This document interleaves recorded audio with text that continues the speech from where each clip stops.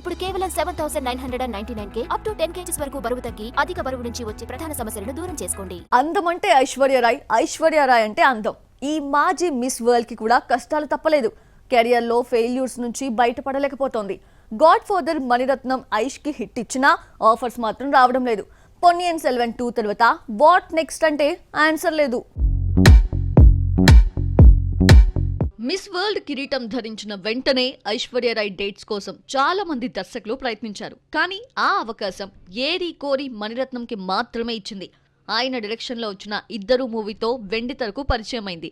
ఆ తర్వాత వరుస సినిమాల్లో హిందీలో వరుస హిట్స్ తో టాప్ హీరోయిన్ అయిపోయింది. గ్లామర్ కి గ్లామర్, పెర్ఫార్మెన్స్ కి పెర్ఫార్మెన్స్, ఏది కావాలంటే అది ఇచ్చేసి టాప్ హీరోయిన్ గా ఎదిగిన ఐశ్వర్య అభిషేక్ తో పెళ్లి తర్వాత కూడా యాక్టింగ్ కంటిన్యూ చేస్తూ సూపర్ హిట్స్ అందుకుంది. ఆరాధ్య పుట్టడంతో గ్యాప్ తీసుకున్న ఐష్ లేడీ ఓరియంటెడ్ మూవీ జజ్బాతో సెకండ్ ఇన్నింగ్స్ స్టార్ట్ చేసింది. ఆ తర్వాత సర్జిత్ వంటి మరో నిజ జీవిత కథలో నటించినా సక్సెస్ దక్కలేదు. రణబీర్ తో జతకట్టిన ఏ దిల్ తో ముష్కిల్ హై ఓకే అనిపించుకున్నా ఆశించినంత రిజల్ట్ రాలేదు. వరుస ఫెయిల్యూర్స్ తర్వాత ఐశ్వర్య గ్యాప్ తీసుకుంది. చాలా ఆఫర్స్ వచ్చినా రిజెక్ట్ చేస్తూ వచ్చింది.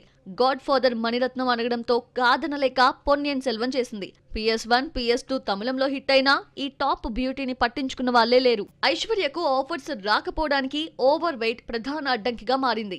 గాడ్ ఫాదర్ ఆశీస్సులతో పొన్నియిన్ సెల్వన్ లో ఛాన్స్ దక్కించుకుంది. ఇందులో త్రిష మరో హీరోయిన్ కావడం ఐష్ కి మైనస్ అయింది. ఐష్ త్రిష మధ్య అందంలో పోటీ పెట్టి త్రిషకే ఓటేస్తున్నారు. 20 ఏళ్ల క్రితం ఎలా కనిపించిందో అలాగే ఉంది అంటూ త్రిషను తెగ మెచ్చేసుకుంటున్నారు. పెళ్లై పిల్లకు తల్లైన హీరోయిన్ త్రిష ఒక్కటే ఎలా అవుతారంటూ ఐష్ ఫ్యాన్స్ మండిపడుతున్నారు. ఐష్ మళ్ళీ కెమెరా ముందుకొచ్చేది ఎప్పుడో చూడాలి మరి.